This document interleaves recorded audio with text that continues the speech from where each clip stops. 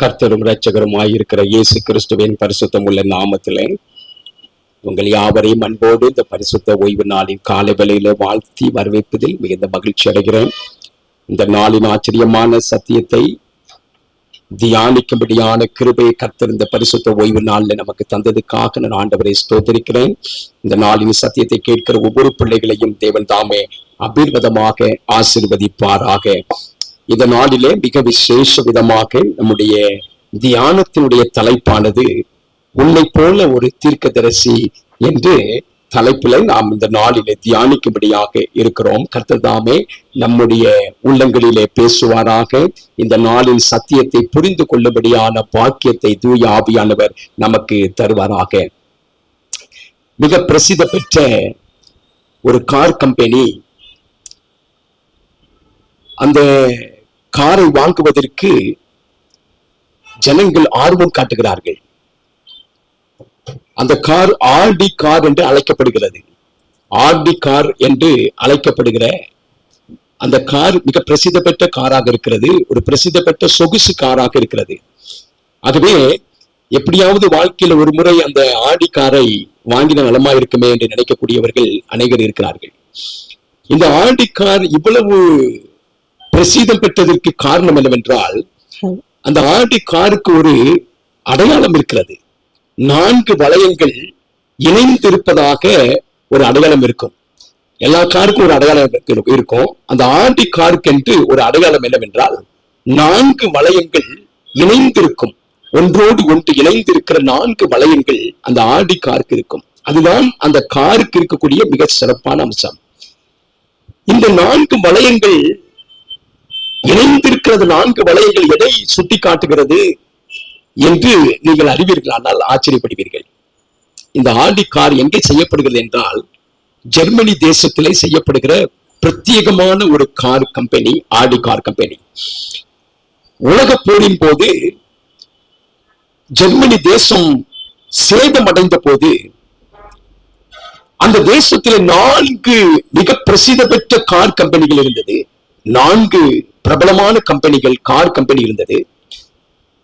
அந்த 4 கம்பெனிகளும் மூட வேண்டிய ஒரு சூழ்நிலை, உலக போரின் போது அதை மூட வேண்டிய ஒரு நிலைமையில் இருந்தது. அப்பொழுது அந்த 4 மிக பிரசித்தி பெற்ற அந்த கார் கம்பெனிகள் கம்பெனி நடத்துகிறவர்கள் என்ன நினைத்தார்கள் என்றால், ஏன் நாம் தனித்தனியாக இருக்க வேண்டும்? தனித்தனியாக இருந்தால் நம்முடைய கார் தொழில் உற்பத்தி தொழில் நின்று போய்விடும். ஆகினாலே நம்ம எல்லாரும் 4 பேரும் இணைந்து ஒரே செயலாக செயல்படுவோமையானால் நாம் நிற்க முடியும். நம்முடைய கம்பெனி தொய்வடையாது, நம்முடைய கார் நிறுவனம் இல்லாமல் போய்விடாது என்பதை அவர்கள் உணர்ந்து அறிந்து 4 மிக பிரசித்தி பெற்ற ஜெர்மனி தேசத்தில் உள்ள கார் கம்பெனிகள் ஒன்றாக இணைந்து உலக போருக்கு பிற்பாடு அவர்கள் செயல்பட்டதினாலே இந்த ஆர்டி என்கிற கார் நிறுவனம் மிகப்பெரிய வளர்ச்சி அடைந்ததாகவும், அந்த பெரிய வளர்ச்சிக்கு காரணம் ஜெர்மனி தேசத்தில கார் கம்பெனிகள் மூடப்பட வேண்டிய நிலையில் இருந்த அந்த கார் நிறுவனங்கள் மறுபடியும் புது பொலிவு அடைந்து விஸ்தாரம் அடைவதற்கு காரணமாக இருந்தது. அந்த 4 பெரிய கம்பெனிகள் கார் நிறுவனங்கள் ஒன்று இணைந்ததினாலே அது சாத்தியமானது என்பதை அறிவுறுத்துவதற்காக இன்றைக்கும் அந்த ஆர்டி கார் கம்பெனி அந்த ஆர்டி காருக்கு வைத்திருக்கிற அடையாளம் என்னவென்றால், 4 வளையங்கள் ஒன்றோடு ஒன்று இணைந்திருப்பது போல. நீங்கள் ஆர்டி காரை பார்ப்பீர்களானால் அங்கே ஆர்டி என்று எழுதியிருக்காது, ஆனால் 4 வளையங்கள் ஒன்றோடு ஒன்று இணைத்திருப்பதாக காணப்படும். இதில் நமக்கு என்ன ஆச்சரியம் இருக்கிறது என்றால், எப்படி இந்த 4 பெரிய கம்பெனிகள் ஒன்றுமில்லாமல் போக வேண்டும் என்று இருந்த போது அவர்கள் இணைந்ததினாலே, அவர்கள் ஒன்று சேர்த்ததினாலே இன்றைக்கும் ஜெர்மனி தேசத்திலே கார் கம்பெனி பிரசித்தி பெற்றிருக்கிறது என்பதை நமக்கு ஞாபகப்படுத்துகிறது. அதுபோல இந்த பரிசுத்த வேதாகமத்தை எத்தனை காலகட்டத்தில் சத்துருவாகி பிசாசனவன் அழிக்க வேண்டும் என்று நினைத்த போது, இந்த வேதம் இன்றைக்கும் நிலைத்திருப்பதற்கும் நாம் தியானிப்பதற்கும் ஆண்டவருடைய வேத வசனங்களை கேட்பதற்கும் ஆண்டவர் இந்த வேத புத்தகத்தை, இந்த பரிசுத்த வேதாகமத்தை இன்றைக்கும் நிலைநிற்பதற்கு காரணம் என்னவென்றால் இந்த வேதத்தில் உள்ள ஒவ்வொரு வசனமும் இணைந்திருக்கிறது. அதை யாருமே பிரிக்க முடியாது. அது ஒன்றோடு ஒன்று இணைந்திருக்கிறதுனாலே அந்த இணைப்பு இந்த வேதத்திற்கு மகத்துவத்தை கொடுக்கிறது. இந்த வேதத்தை அழிக்க முடியாததாக இருக்கிறது. இந்த வேத வசனம் இன்றைக்கும் வெளிச்சம் கொடுக்கக்கூடியதாக இருக்கிறது, பிரசீதம் பெற்றிருக்கிறது. அநேகர் இந்த வேதத்தை வாசிக்கிறார்கள். பிள்ளைகளே, அப்படிப்பட்ட இந்த வேதத்தில் இருக்கிற ஒரு ஆச்சரியமான இணைப்பை நாம் இந்த காலவெளியிலே பரிசுத்த வேதத்திலிருந்து நாம் சிந்திக்கும்படியாக இருக்கிறோம். நிச்சயமாக இந்த நாளின் செய்தி நமக்கு மிகவும் ஆசீர்வாதமாக இருக்கும் என்று நான் கர்த்தருக்குள்ளாக விசுவாசிக்கிறேன். காரணம் என்னவென்றால், ஆண்டவராகிய இயேசு கிறிஸ்து இந்த உலகத்தில் வந்த போது ஏன் யூதர்கள் அவரை மேசியாவாக ஏற்றுக்கொள்ள முடியவில்லை? இயேசுவை இரட்சகராக ஏற்றுக்கொள்ளாமல் முடியாமல் போனதற்கு காரணம் என்ன? யூதர்கள் அவ்வளவு வேதம் படித்தவர்கள், வேதத்தை கலைத்து குடித்தவர்கள், வேதத்தின் மகத்துவத்தை அறிந்தவர்கள், வேதத்தை எழுதி கொடுத்தவர்கள்.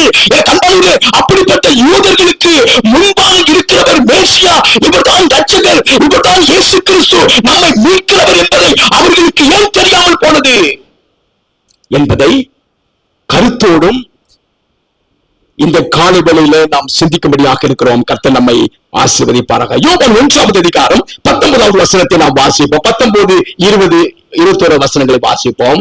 எருசலேமில் இருந்த யூதர்கள் ஆசாரியரும் லேவியரும் யோவானிடத்தில் அனுப்பி, எருசலேமில் இருந்த யூதர்கள் ஆசாரியரையும் லேவியரையும் யோவானிடத்தில் அனுப்பி, நீர் யார் என்று கேட்ட பொழுது, யோவானை பார்த்து கேட்டார்கள், நீர் யார் என்று கேட்டார்கள்.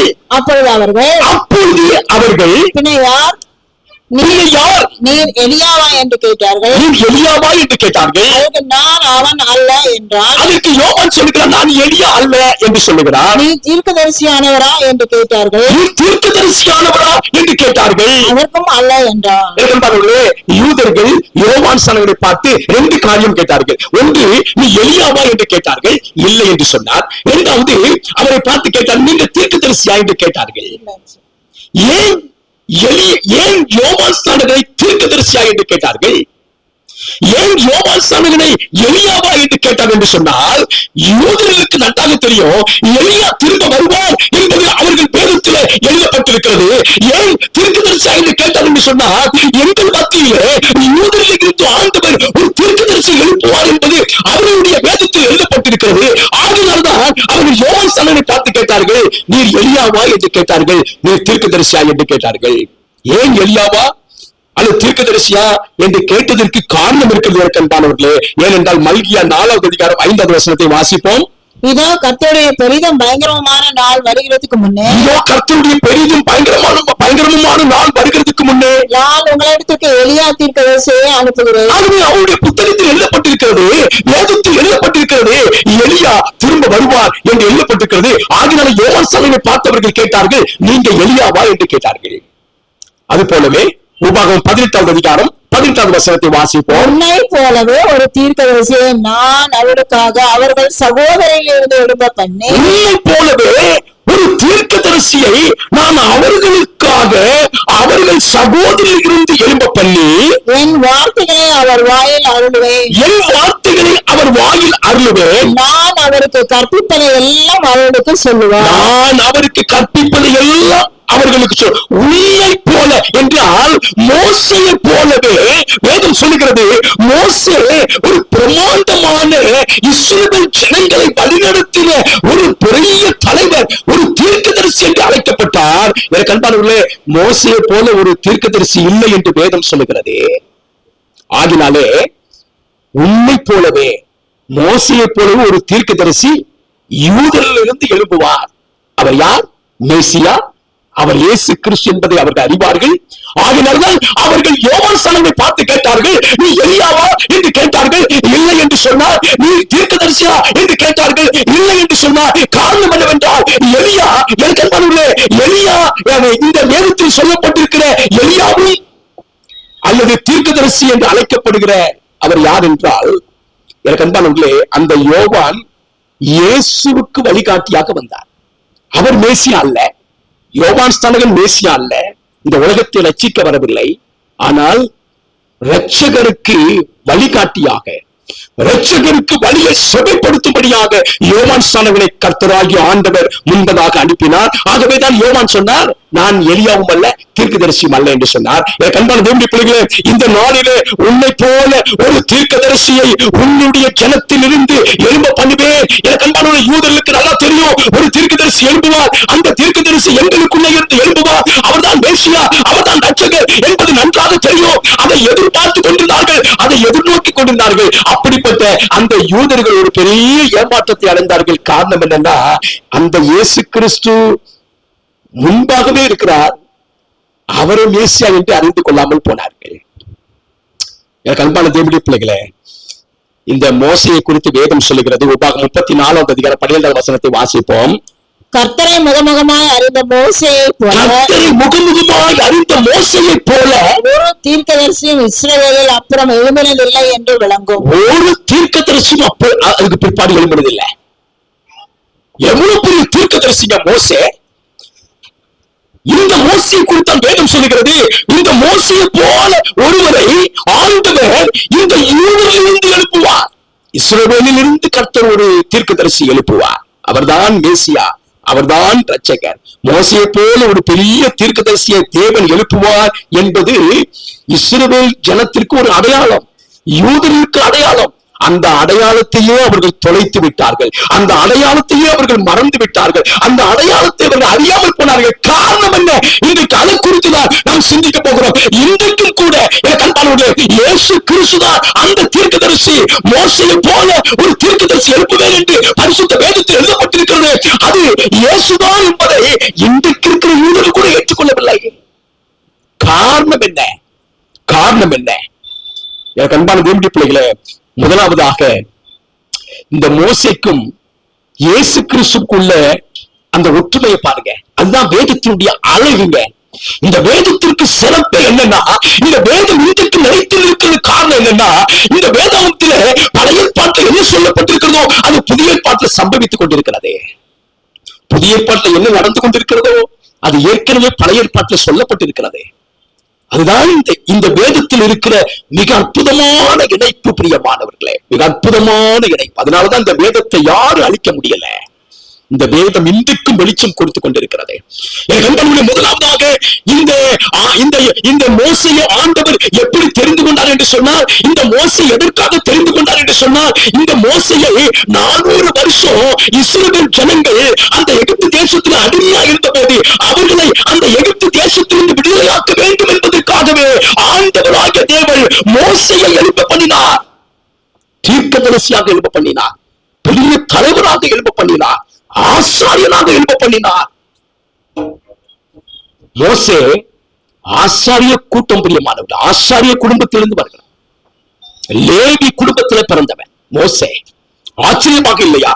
400 வருஷம் அடிமைத்தனத்துக்கு பிற்பாடு அந்த ஜனங்களை விடுதலை செய்வதற்காக, அந்த ஜனங்களை அந்த எகிப்து தேசத்தை மீட்பதற்காக மோசே ஆண்டவர் தெரிந்து கொண்டார். அது போலவே எனக்கு அன்பான தேவனுடைய பிள்ளைகளே, ஆண்டவராகிய இயேசு கிறிஸ்துவோ எப்போ வந்தார் அப்படின்னா 400 வருஷம் எனக்கு அன்பானவர்களே ஒரு அமைதிக்கு பிற்பாடு, மல்கியா புஸ்தகத்துக்கு பிற்பாடு 400 வருஷம் ஒரு இருண்ட காலம் என்று சொல்லப்பட்டது. அந்த இருண்ட காலத்திலே, அந்த அமைதி காலத்திலே ஒரு தீர்க்கதரிசி கொடுக்கப்படவில்லை, ஒரு தீர்க்கதரிசியும் காணப்படவில்லை, அங்கு ஆண்டவருடைய வார்த்தை கேட்கப்படவில்லை. அப்படிப்பட்ட ஒரு அமைதியான மல்கியா புஸ்தகத்திற்கு பிற்பாடு 400 வருஷத்துக்கு பிற்பாடு வந்தவர் தான் கர்த்தராகிய இயேசு கிறிஸ்து. வேதத்தை வாசியுங்கள். கலாத்தியர் 4 அதிகாரம் 5 வசனத்தை வாசிப்போம். காலம் நிறைவேறின போது, எந்த காலம் நிறைவேறின போது, அந்த 400 வருஷம் அமைதியின் காலம், அந்த 400 வருஷம் ஒரு இக்கட்டும் இரவும் இருளான ஒரு காலத்துக்கு பிற்பாடு, காலம் நிறைவேறின போது, ஸ்ரீனிடத்தில் பிறந்தவரும் நியாயப்பிரமாணத்திற்கு கீழானவருமாகிய தம்முடைய குமாரனை தேவன் அனுப்பினார். காலம் நிறைவேறின போது எப்படி மோசே சரியாக 400 வருஷம் அடிமைத்தனத்திலிருந்து அவர்களை மீட்க வேண்டும் என்பதற்காக மோசையை கர்த்தர் தெரிந்து கொண்டாரோ, அது போல இந்த உலகம் மல்கியாவுக்கு பிற்பாடு 400 வருஷம் இருட்டான இருளான ஒரு காலத்துல, இருளான ஒரு காலத்துல அல்லது அமைதியான ஒரு காலத்துக்கு பிற்பாடு எழும்பினவர் தான் ஆண்டவராகிய இயேசு கிறிஸ்து. எவ்வளவு பெரிய ஒப்புமை பிரியமானவர்களே. இரண்டாவதாக நாம் வேதத்துல வாசிக்கிறோம், மோசே பிறந்த போது, மோசே பிறந்த அந்த எகிப்து தேசத்துல மோசே பிறந்த போது மன்னன் அந்த ஏரோது ராஜா என்ன சொன்னான் என்றால், ஆண் குழந்தை எல்லாம் என்ன செஞ்சிடணும், கொன்றணும். ஆண் குழந்தை எல்லாம் கொலை செய்யப்பட வேண்டும். அதே போலதான் இயேசு கிறிஸ்து உலகத்துக்கு வந்து பிறந்த போதும் அந்த அதே போல இயேசு கிறிஸ்து பிறந்த நாட்களிலே என்ன சம்பவித்தது? மத்தேயு 2 அதிகாரம் 16 வசனத்தை வாசிப்போம். அப்பொழுது ஏரோது தான் சாஸ்திரிகளால் வஞ்சிக்கப்பட்டதை கண்டு மிகுந்த கோபமடைந்து அவர்களை அனுப்பி தான் சாஸ்திரியிடத்தில் திட்டமாய் விசாரித்த காலத்தின்படியே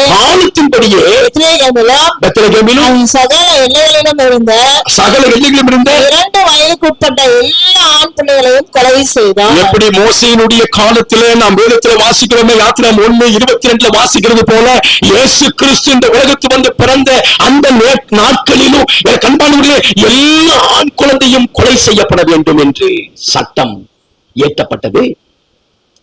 இது யூதர்களுக்கு அறிவில்லையா? யூதர்கள் அறியவில்லையா?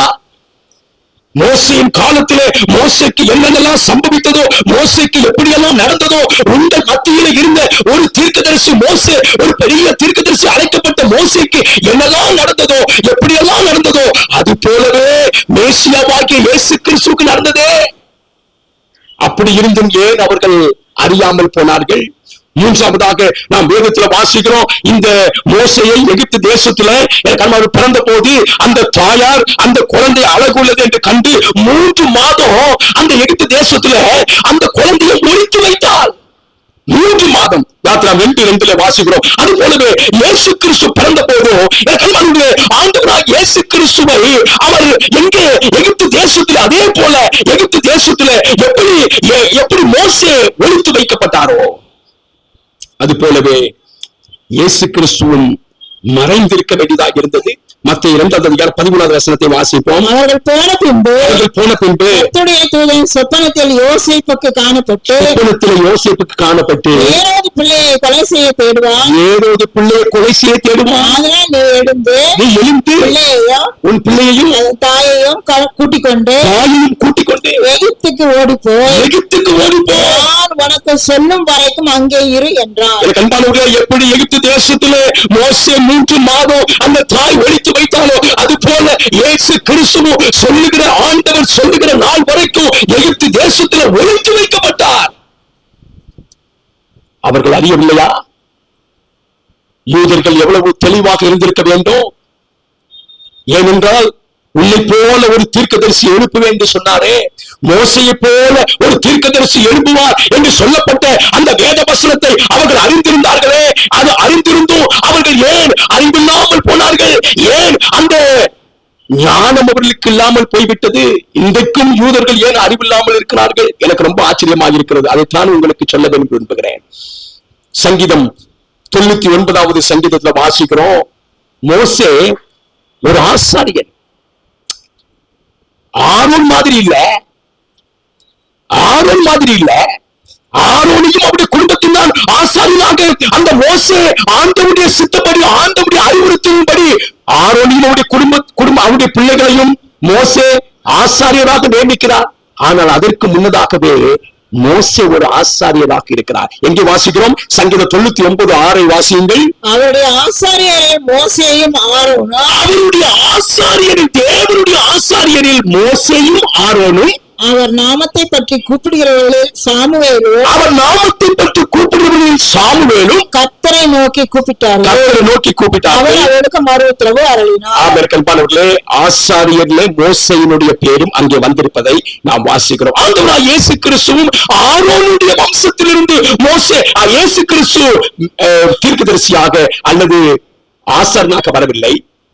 ஆனால் மெல்கிசேதேக்கின் முறைமையின்படி இயேசு கிறிஸ்து பிரதான ஆசாரியாக இருக்கிறாரே. எபிரேயர் 5வது அதிகாரம் 6வது வசனத்தை வாசிப்போம். அப்படியே வேறொரு இடத்திலும் மெல்கிசேதேக்கின் முறைமையின்படி என்றென்றைக்கும் ஆசாரியராய் இருக்கிறேன். இயேசு கிறிஸ்து பற்றி சொல்லப்பட்டிருக்கிறார். அவர் என்றென்றைக்கும் ஆசாரியர். மெல்கிசேதேக்கின் முறைமையின்படி.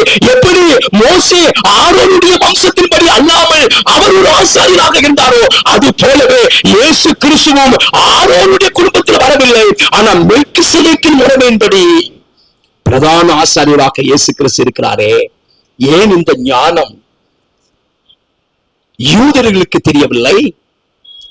எனக்கு அன்பானவர்களே, 5வதாக மோசேக்கும் இயேசு கிறிஸ்துக்கும் ஒப்புமையை பாருங்கள். மோசே 40 நாள் இரவும் பகலும் புசியாமலும் குடியாமலும் அந்த வனாந்தரத்திலே அந்த சீனாய் மலைக்கு மேல ஆண்டவர் அழைத்து ஆண்டவருடைய பிரமாணத்தையும் ஆண்டவருடைய சட்டதிட்டங்களையும் அந்த மோசத்தில் கொடுத்தாரே.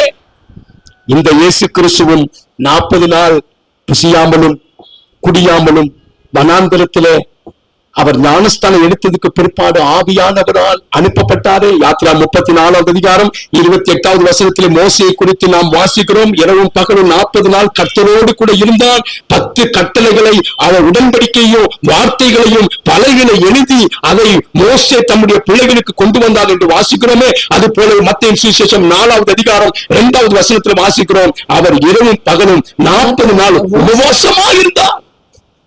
உபவாசமாக இருந்தார். என்ன ஒரு ஒப்புமை பிரியமானவர்களே! அப்படி இருந்தும் ஏன் யூதர்கள் இயேசுவை மேசியாவாக அறியவில்லை? அன்பானவர்களே, 6வதாக மோசே எவ்வளவு பெரிய தீர்க்கதரிசியாக இருந்தாலும் ஆசாரியராக இருந்தாலும் இஸ்ரவேல் ஜனங்களை வழிநடத்தக்கூடிய தலைவராக இருந்தாலும் தன்னுடைய சொந்த குடும்பமே அவரை ஏற்றுக்கொள்ளவில்லை. அவரை புறக்கணித்தார்கள். யாத்திரா 2வது அதிகாரம் 14வது வசனத்தில் வாசிக்கிறோம். அவருக்கு அவன் எங்கள் மேல் உன்னை அதிகாரியாகவும், மோசேயை குறித்து சொல்றாங்க பாருங்க, கூட பிறந்த சகோதரர்கள் சொல்றாங்க. அதற்கு அவன் எங்கள் மேல் உன்னை அதிகாரியாகவும் நியாயாதிபதியாகவும் ஏற்படுத்துவன் யார்? எகிப்தியனை கொன்று போட்டது போல கொன்று போட நினைக்கிறாயே என்றார். எனக்கு அன்பான தேவனுடைய பிள்ளைகளே, இந்த மோசேயை அவர்கள் வெறுத்தார்கள். அன்றைக்கு மாத்திரமல்ல, அவர்கள் வனாந்தரத்தில் இருக்கும் போது கூட மோசேயை வெறுக்கிறார்கள். மோசேயை ஏற்றுக்கொள்ளாமலே இருக்கிறார்கள். அவர் பெரிய தீர்க்கதரிசியாக இருந்த போதும் கூட அநேகர் அவரை ஏற்றுக்கொள்ளவில்லை. யோவான் 1வது அதிகாரம் 11வது வசனத்தை வாசிக்கிறோம். இயேசு கிறிஸ்துவை குறித்து வேதம் சொல்கிறது, அவர் தமக்கு சொந்தமானதிலே வந்தார். அவருக்கு சொந்தமானவர்களோ அவரை ஏற்றுக்கொள்ளவில்லை. மோசேக்கு என்ன நடந்ததோ அதே போல இயேசு கிறிஸ்துவுக்கு நடக்கிறது. 7வதாக மோசே தன்னோடு கூட இருக்கும்படியாக 70 பேரை தெரிந்து கொள்கிறார். இயேசு கிறிஸ்துவோ இந்த உலகத்தில் இருந்த போது 70 பேரை தெரிந்து கொண்டு அவர்கள் 2 பேராக அனுப்புகிறார். நாம் வேதத்தில் வாசிப்போம். என்னாகும்? 11வது அதிகாரம் 24வது வசனத்தை பாருங்கள். அப்பொழுது மோசே புறப்பட்டு கர்த்தருடைய வார்த்தைகளை ஜனங்களுக்கு சொல்லி ஜனங்களின் மூப்பரில் 70 பேரை கூட்டி, ஜனங்களின் மூப்பரை 70 பேரை தெரிந்து கொண்டு அவர்களை கூட்டி கூடாரத்தை சுற்றிலும் அவரை நிறுத்தினார். அதை போலவே இயேசு கிறிஸ்து 70 பேரை தெரிந்து கொண்டார். லூக்காவின் சுவிசேஷம் 10வது அதிகாரம் 1வது வசனத்தை வாசிப்போம். இவர்களுக்கு பின்பு கர்த்தர் வேற 70 பேரை நியமித்து, இவர்களுக்கு பின்பு கர்த்தர் வேற 70 பேரை நியமித்து தாம் போகும் சகல பட்டணங்களுக்கும் இடங்களுக்கு அவர்களை நமக்கு முன்னே 2 பேராக அனுப்பினார். எப்படி மோசே 70 பேரை தெரிந்து கொண்டு அவர்களை அந்த ஆசீர்வாத கூடாரத்தை சுற்றி நிற்க வைத்தாரோ, அது போல இயேசு கிறிஸ்து 70 பேரை தெரிந்து கொண்டு அவர்கள் 2 பேராக முன்னதாக அனுப்பினார். எனக்கு அன்பான தேவனுடைய பிள்ளைகளே, இதையெல்லாம் இயேசு கிறிஸ்து இருந்த போது அந்த யூதர்கள், பரிசேயர்கள், சதுசேயர்கள், ஆசாரியர்கள் எல்லாரும் கவனித்துக் கொண்டுதான் இருந்தார்கள். ஏன் அவரை ஏற்றுக்கொள்ளவில்லை? அன்பான தேவனுடைய பிள்ளைகளே, மோசேக்கு என்ன நடந்ததோ அதே போல இயேசு கிறிஸ்துவுக்கு நடக்கிறது.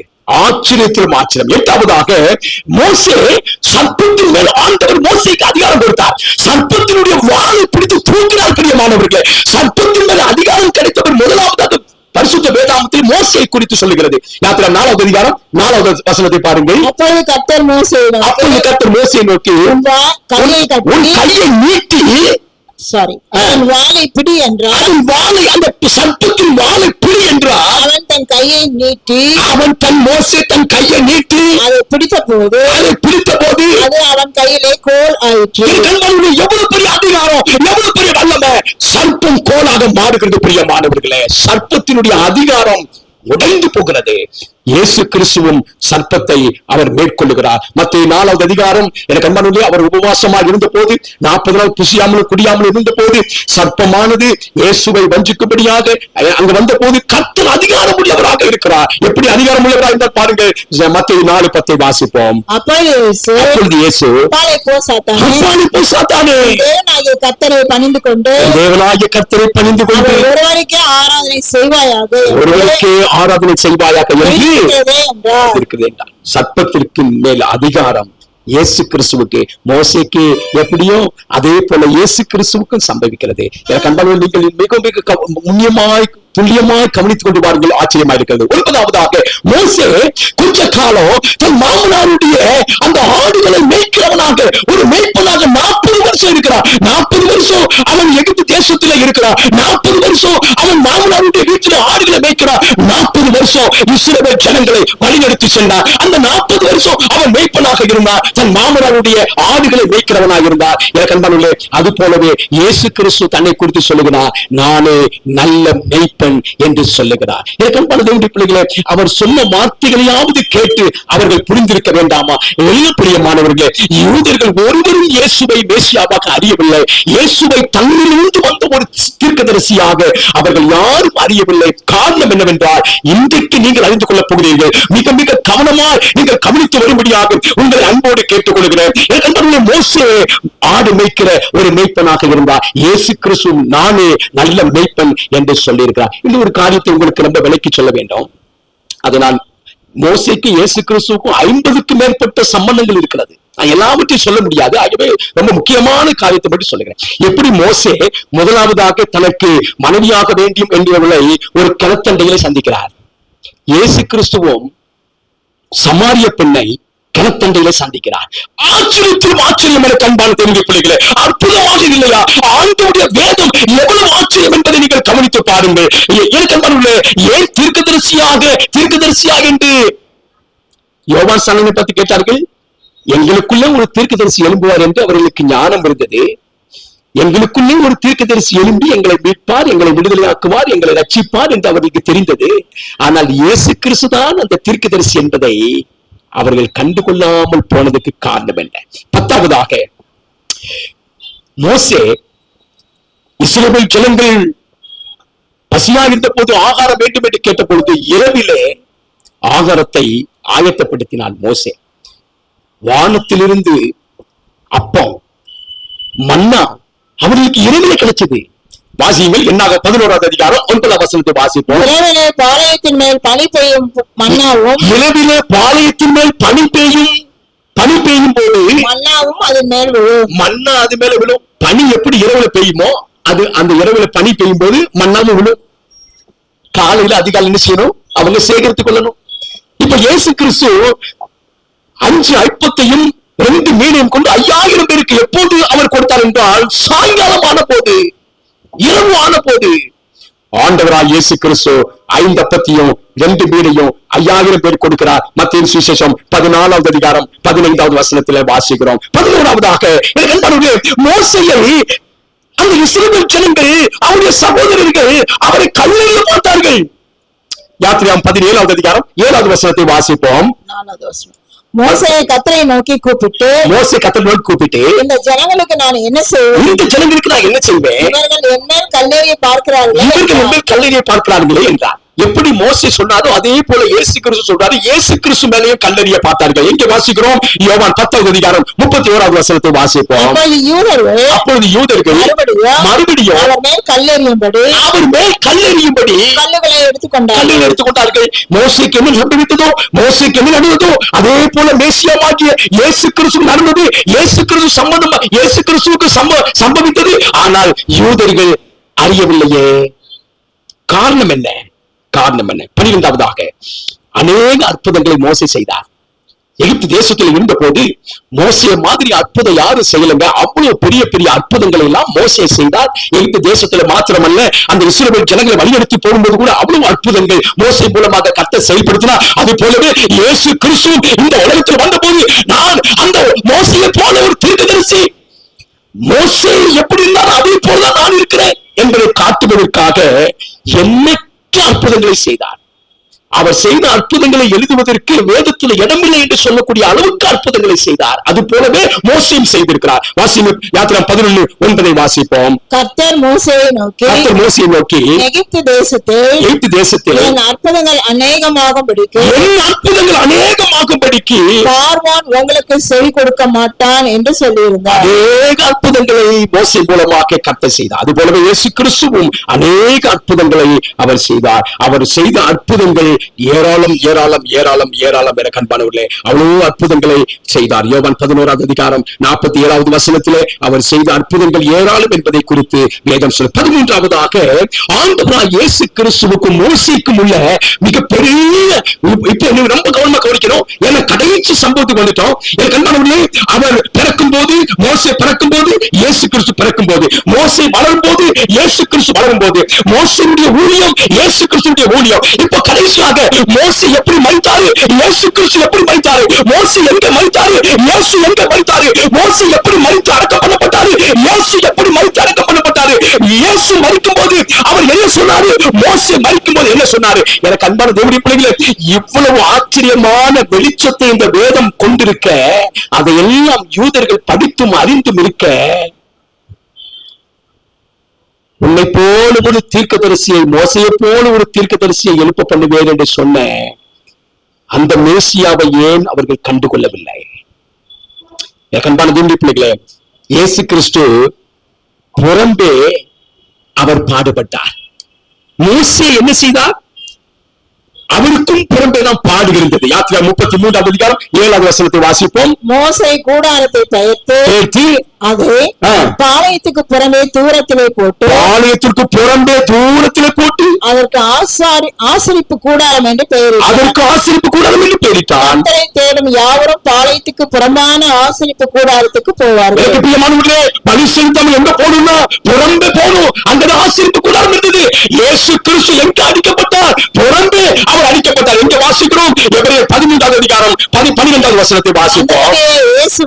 அந்தபடியே இயேசுவும் சொந்த ரத்தத்தினாலே ஜனத்தை பரிசுத்தம் செய்யும்படியாக, தம்முடைய சொந்த ரத்தத்தினாலே ஜனத்தை பரிசுத்தம் செய்யும்படியாக நகர வாசலுக்கு புறம்பே பாடுபட்டார். அவர் புறம்பே பாடுபட்டார். மோசே புறம்பே அவர் ஆசரிப்பு கூடாரத்தை போட்டார். இயேசு புறம்பே பாடுபட்டார். என்ன ஒப்பில பிரியமானவர்களே, எவ்வளவு ஆச்சரியம்! இந்த பழைய பாட்டு புத்தகங்களையும் மோசேயினுடைய ஆகமத்தையும் தீர்க்க தரிசனத்தையும் பெற்றிருந்த, தீர்க்க தரிசன ஆகமத்தையும் பெற்றிருந்த யூதர்களுக்கு ஏன் இது தெரியாமல் போயிட்டு? 14வதாக இயேசு கிறிஸ்து ஒரு மலையில மரிக்கிறார். இயேசுவும் ஒரு மலையில மரிக்கிறார். உபாகமம் 34:1 வாசிப்போம். பின்பு மோசே மோவாபின் சமனான வெளிகளில் இருந்து எரிகோவுக்கு எதிரான நெபோ மலையில் இருக்கும் பிஸ்காவின் கொடுமுடியில் ஏறினார். பிஸ்காவின் கொடுமுடியில கர்த்தர் வர சொன்னாரு. அந்த கொடுமுடிக்கு வர சொன்னார். எதுக்காகனா, கண்பானவர்களே, மோசேக்கு நல்ல கவனிக்க, மோசேக்கு பலன் குறையவே இல்லை. கண் மங்கி போகல, தொடகாத்தமா இருக்கிறாரு. ஆண்டவர் மேல கூப்பிட்டு அங்கே அவர் மரிக்கிறாரு. எப்படி மரித்தாரு? சோம்பலாம மரிச்சா பரவாயில்ல, ஒரு திடகாத்தமான மனுஷன். ஆண்டவர் அந்த நேபோ மலையின் உச்சியில வர சொல்லி பிஸ்காவின் கொடுமுடியிலே அவர் ஏறினார். அங்கே அவர் மரித்து அங்கேதானே அடக்கம் பண்ணப்பட்டார். பரிசுத்த வேதத்துல இயேசு கிறிஸ்துவை பற்றி வேதம் சொல்லுகிறது. யோவான் 19:17 வாசிப்போம். அவர் தம்முடைய சிலுவையை சுமந்து கொண்டு பாசையிலே கொல்கதா என்று சொல்லப்படும், கொல்கதா என்னும் சொல்லப்படும் கபாலஸ்தலம் என்கிற இடத்திற்கு புறப்பட்டு போனார்கள். கபாலஸ்தலம் என்கிற இடத்திற்கு புறப்பட்டு போனார்கள். கொல்கதா மலையில ஆண்டவராய் இயேசு கிறிஸ்து அங்கே அவர் மரித்து அடக்கம் பண்ணப்பட்டார். ஆச்சரியமாக இல்லையா பிரியமானவர்களே? எனக்கு அன்பான தேவனுடைய பிள்ளைகளே, இந்த மோசே இந்த இஸ்ரவேல் ஜனங்களுக்காக இந்த மோசே என்ன செய்தார்னா, இவர்களுடைய பாவத்தை மன்னியும் அப்படின்னு சொல்றாருங்க. இயேசு கிறிஸ்துவும் தாங்கள் செய்கிறது என்னது அறியாது இருக்கிறார்கள், இந்த பாவங்களை மன்னியும் என்று மோசே சொல்லுகிறார், இயேசு கிறிஸ்துவும் சொல்லுகிறார். என்னாக 14வது அதிகாரம் 19வது வசனத்தை வாசிப்போம். கிருபையினுடைய மகத்துவத்தின்படியையும் எகிப்தை விட்டது முதல் இந்நாள் வரைக்கும் இந்த ஜனங்களுக்கு மன்னித்து வந்ததின்படியையும் இந்த ஜனங்களின் அக்கிரமத்தை மன்னித்தருளும் என்றார். இந்த ஜனத்தின் அக்கிரமத்தை மன்னித்தருளும். ஒரு மோசே, ஒரு தீர்க்கதரிசி, உன்னிலிருந்து ஒரு தீர்க்கதரிசி எழுப்பினே என்று சொன்னாரே, அந்த தீர்க்கதரிசி இயேசு கிறிஸ்து. பிரியமானவர்களே, இயேசுதான் இந்த உலகத்தில் பாவத்தை மன்னிக்கிறவர். மோசே இந்த ஜனங்களை மன்னியும் என்று சொன்னது போல ஆண்டவராய் இயேசு கிறிஸ்து கல்வாரி சிலுவையில மரிக்கும் போதும், அதற்கு முன்னதாகவும் அவரை ஓங்கி கன்னத்தில் அறையும் போதும், அவரை சிலுவையில் ஒப்புக் கொடுக்கும் போதும் இயேசு கிறிஸ்து சொன்னார், நாங்கள் செய்கிறது என்னதென்று அறியாதிருக்கிறார்கள், இவருடைய பாவங்களை மன்னியும் என்று இயேசு கிறிஸ்து சொல்வதை நாம் வேதத்தில் வாசிக்கிறோம். என்னுடைய பிள்ளைகளே, மோசே வேதத்தை வாசிக்கும் போது பாவங்களுக்காக, மற்றவருடைய அக்கிரமத்துக்காக இவர் மரிக்கிறாரு. இவர் என்ன செய்தார்னா, இஸ்ரவேல் ஜனங்கள் செய்த பாவத்தின் நிமித்தமாக இவர் மலைக்கு மேல போய் மரிக்கிறாரு. எவ்வளவு ஆச்சரியம்! இந்த மோசையை போலவே ஆண்டவராய் இயேசு கிறிஸ்துவும் இந்த உலகத்தில் உள்ள ஜனங்களுடைய பாவத்தை சுமந்து தீர்க்கும்படியாக இயேசு கிறிஸ்து உலகத்தில் வந்தார். யாத்திரை 32வது அதிகாரம் 32வது வசனத்தை வாசிப்போம். ஆகிலும் தேவரே அவர்கள் பாவத்தை மன்னித்து அருள்வீரானால் இல்லாவிட்டால் எழுதின உம்முடைய புஸ்தகத்திலிருந்து என் பெயரை கிறுக்கி போட்டுருங்க என்று சொல்லுகிறார். எனக்கு அன்பான அப்படியே அர்த்தம், நான் மரிச்சிருந்த ஆண்டவரே, எனக்கு இந்த ஜனங்களுடைய பாவங்களுக்காக என்ன மறைக்க கொடுக்கிறேன். அவர் நோய்வாய்ப்பட்டு சாகல, தேவனே அவரை அந்த மலையில அடக்கம் செய்கிறார். என்ன பெரிய பாக்கியங்க! இந்த ஜனங்களுக்காக பரிந்து பேசின, இந்த ஜனங்களுடைய பாவங்களுக்காக அறிக்கையிட்ட, இந்த ஜனங்களுக்காக ஊழியம் செய்த மோசே, உன்னை போல மோசையை போல ஒருவரை உன்னிலிருந்து எழும்ப பண்ணுவேன் என்று சொன்னாரே. என் அன்பான தேவனுடைய பிள்ளைகளே, ஆச்சரியமாக இருக்கிறது. இயேசு கிறிஸ்துவும் நம்முடைய பாவங்களுக்காக பலியானார். எபிரேயர் 10வது அதிகாரம் 12வது வசனத்திலே நாம் வாசிக்கிறோம். மோசே அடக்கம் பண்ணப்பட்டார், இயேசு கிறிஸ்துவும் அடக்கம் பண்ணப்பட்டார். எப்படி மோசே அந்த மலைக்கு மேல் எங்க அடக்கம் பண்ணப்பட்டார் யாருக்குமே தெரியல. இயேசு கிறிஸ்து அடக்கம் பண்ணப்பட்டார், அவர் மரித்தார், அவர் அடக்கம் பண்ணப்பட்டார். நாம் வேதத்திலே வாசிக்கிறோம். உபாகமம் 34வது அதிகாரத்திலே 6வது வசனத்தில் வாசிக்கும் போது மோசேயை அடக்கம் பண்ணினார்கள். அவர் அவனை மோவாப் தேசத்தில் உள்ள பெத்பேயோருக்கு எதிரான பள்ளத்தாக்கிலே அடக்கம் பண்ணினார். இந்நாள் வரைக்கும் ஒருவனும் அவன் பிரேத குழியை அறியார். ஒருவரும் பிரேத குழியை அறியார். இயேசுவையும் அவர்கள் அடக்கம் பண்ணார்கள். யோவான் 19வது அதிகாரம் 40வது வசனத்தில் நாம் வாசிக்கிறோம். நமக்கு நேரம் இல்லாதனாலே நான் வேகமாக கடந்து போகிறேன். எப்படி மோசே மரித்து அடக்கம் பண்ணப்பட்டு அவர் உயிரோடு இருக்கிறார் என்பதை புதிய பாட்டிலே அவர் மருந்த மலையிலே அந்த மோசே காட்சி அளிக்கிறார். நான் உயிரோடு தான் இருக்கிறேன் என்று அந்த ஜனங்களுக்கு காட்சி அளித்தார். அது போலவே ஆண்டவராய் இயேசு கிறிஸ்துவும் அவர் மரித்தார், அவர் அடக்கம் பண்ணப்பட்டார், அவர் உயிர் தெளிந்திருக்கிறார் என்பதாக, அவர் உயிரோடு இருக்கிறார் என்பதாக சீசர்களுக்கும் அவர்களோடு கூட இருந்தவர்களுக்கும் தன்னை காண்பித்தார். எவ்வளவு ஆச்சரியம் எனக்கு அன்பானவர்களே! மோசேக்கு என்ன நடந்ததோ இயேசு கிறிஸ்துவுக்கும் அதுவே நடந்தது என்பதை நாம் பரிசுத்த வேதத்தில் வாசிக்கிறோம். கடைசியாக மோசே கடைசியாக பேசின வார்த்தை என்னதுன்னா, அது போலவே இயேசுவும் பேசுறாரு. அவர் என்ன சொன்னார்? மோசே என்ன சொன்னாரு? கடைசியாக அவர் பேசின வார்த்தை எங்க எழுதப்பட்டிருக்கிறார்? உபாகம் 34வது அதிகாரத்தை நீங்க வீட்டுல போய் வாசிங்க. 11வது வசனத்துல வாசிக்கிறோம். மோசே 11, 12 வசனங்களை நம்ம வாசிக்கும் போது 12, 11வது வசனத்தை வாசிக்கும் போது பரிசுத்த வேதத்தில் சொல்லுகிறது, கடைசியாக மோசே குறித்து சொல்லும் போது அவர் எத்தனை அற்புதங்களை செய்திருக்கிறார். அவரை போல ஒரு தீர்க்கதரிசி இல்லை. அது போலவே இயேசு கிறிஸ்துவை குறித்து கடைசி வார்த்தை என்னன்னா, யோவான் 21:25 வாசிப்போம். யோவான் இயேசு செய்த வேறு அநேக காரியங்களும் உண்டு. இயேசு செய்த வேறு அநேக காரியங்களும் உண்டு. அவைகளை ஒவ்வொன்றாக எழுதினால் அவை ஒவ்வொன்றாக எழுதினால் எழுதப்படும் புஸ்தகங்கள் உலகம் கொள்ளாதது என்று எண்ணுகிறேன். உலகம் கொள்ளாது. அதே போலவே மோசே குறித்தும் சொல்லப்பட்டிருக்கிறது. எவ்வளவு ஆச்சரியம்! கண்பான தேவனுடைய பிள்ளை, ஏன் இயேசுவை அவர்கள் அறியவில்லை? இவர்தான் அந்த மோசையை போல நாம் மத்தியில் எழுப்பப்பட்டார் என்று அறியவில்லை. கண்பான, வேகமாக ஒரு சில காரியங்கள் உங்களுக்கு சொல்ல வேண்டும். ஆண்டவராகிய இயேசு கிறிஸ்து முதலாவதாக பரிசுத்த வேதம் சொல்கிறது, அவர் ஆபிரகாமிலும் பெரியவர். அவர் ஆபிரகாமிலும் பெரியவர். யோவான் 8வது அதிகாரம் 53வது வசனத்தில் வாசிக்கிறோம். ஆண்டவராகிய இயேசு கிறிஸ்து யாக்கோபிலும் பெரியவர். எங்கே வாசிக்கிறோம்? யோவான் 4வது அதிகாரம் 10வது வசனத்திலே வாசிக்கிறோம். ஆண்டவராகிய இயேசு கிறிஸ்து மோசேயை விட பெரியவர் என்று வேதம் சொல்கிறது. எபிரேயர் 3வது அதிகாரம் 3வது வசனத்தில் வாசிக்கிறோம். அவர் மோசேயை விட பெரியவர் என்று பரிசுத்த வேதம் சொல்கிறது. இயேசுவை குறித்து அவர் தாவீதிலும் பெரியவர், அவர் தாவீதை விட பெரியவர் என்று வேதம் சொல்கிறது. எங்கே வாசிக்கிறோம்? மத்தேயு 22வது அதிகாரம் 45வது வசனத்தில் வாசிக்கிறோம். இயேசு தாவீதை விட பெரியவர் என்று வேதம் சொல்லுகிறது. இயேசு சாலமோனை விட பெரியவர் என்று வேதம் சொல்லுகிறது. மத்தேயு 12வது அதிகாரம் 42வது வசனத்தில் வாசிக்கிறோம். அவர் சாலமோனிலும் பெரியவர். பரிசுத்த வேதத்தில் வாசிக்கிறோம், அவர் யோனாவை விட பெரியவர் என்று வேதம் சொல்கிறது. எப்படி யோனா 3 நாள் இரவு பகலும் அந்த கப்பலுக்கு அடியில இருந்தது போல இயேசு கிறிஸ்து இரவும் பகலும் 3 நாள் பூமியில இருப்பார் என்று சொல்லப்பட்டது. யோனாவை விட பெரியவர் இயேசு கிறிஸ்து. மத்தேயு 12வது அதிகாரம் 41வது வசனத்தில் வாசிக்கிறோம். பரிசுத்த வேதாகமத்தில் இயேசு கிறிஸ்துவை யோவான் ஸ்நானகனை விட அவர் பெரியவர் என்று வேதம் சொல்கிறது. லூக்கா 7வது அதிகாரம் 26, 27, 28 வசனங்களை வாசிக்கும் பொழுது இயேசு கிறிஸ்து யோவான் ஸ்நானகனை விட பெரியவர் என்று சொல்லப்படும். நான் இங்கிருந்து வந்த ஆபிரகாமில் இருந்து யோவான் ஸ்நானகன் வரைக்கும் வந்திருக்கிறேன். எல்லாரையும் விட இயேசு கிறிஸ்து பெரியவர். ஆமென். எல்லாரையும் விட இயேசு கிறிஸ்துவே பெரியவர். எல்லா நாமத்திற்கும் மேலான நாமம் இயேசுவுக்கு கொடுக்கப்பட்டிருக்கிறது.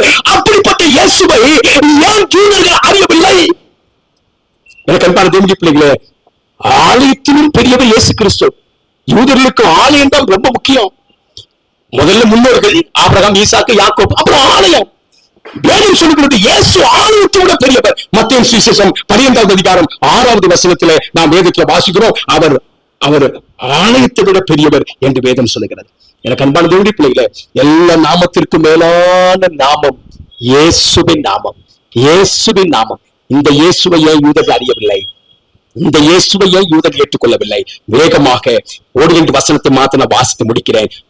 2 நிமிஷத்தை முடிச்சிருவேன். ஏசாயா 6வது அதிகாரம் 9, 10 வசனங்களை வாசிப்போம். அப்பொழுது அவர் நீ போய் இந்த ஜனங்களை நோக்கி நீங்கள் காதார கேட்டு, நீங்கள் நல்ல கவனிங்க, நீங்க காதார இயேசு பேசின வார்த்தைகளை அவங்க காதார கேட்டாங்க. நீங்க காதார கேட்டும் உணராமலும் கண்ணார கண்டு அறியாமலும் இருங்கள் என்று சொல்லி இந்த ஜனங்கள் தங்கள் கண்களினால் காணாமலும், தங்கள் கண்கள் இருக்கும் கண்களில் இருந்தும் அவர்கள் காணாமலும், தங்கள் காதுகளினால் கேளாமலும்,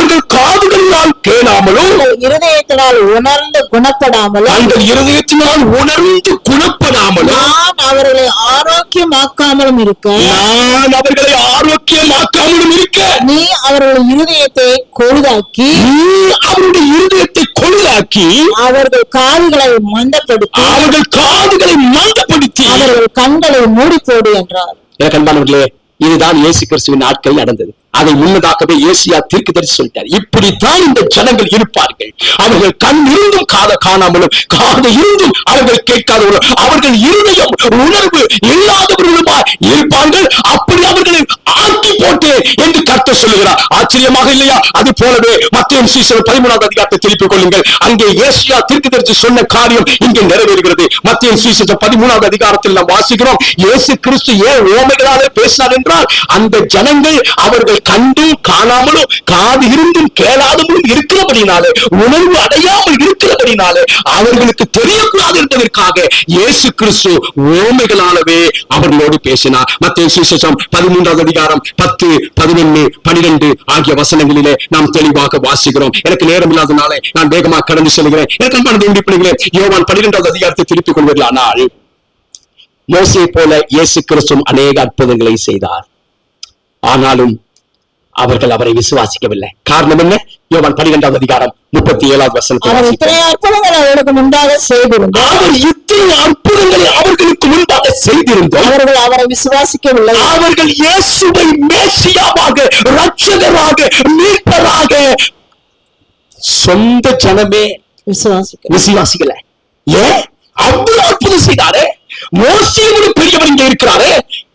ஏன் அவங்க விசுவாசிக்கல? 38வது வசனத்தை வாசிப்போம். கர்த்தாவே, எங்கள் மூலமாய் வெளிப்பட்டது விசுவாசித்தவன் யார்? விசுவாசித்தவன் யார்? கர்த்தருடைய புயம் யாருக்கு வெளிப்பட்டது? கர்த்தருடைய புயம் யாருக்கு வெளிப்பட்டது? ஏசாயா தீர்க்கதரிசி சொன்ன வசனம் நிறைவேறும்படி இப்படி நடந்தது. ஏசாயா தீர்க்கதரிசி சொல்லி நிறைவேற்றின காரியம், சொன்ன காரியம் நிறைவேறுகிறது. ஆகையால் அவர்கள் விசுவாசிக்க மாட்டாமல் போனார்கள். அவர்கள் விசுவாசிக்க மாட்டாமல் போனார்கள். அவர்கள் தங்களினால் காணாமல் உணராமலும் குணப்படாமலும் இருக்கும்படி நான் அவர்களை ஆரோக்கியமாக்காமல் இருக்கும்படி அவருடைய கண்களை அவர் குருடாக்கி அவர்கள் இருதயத்தை கடினமாக்கினார் என்றார்.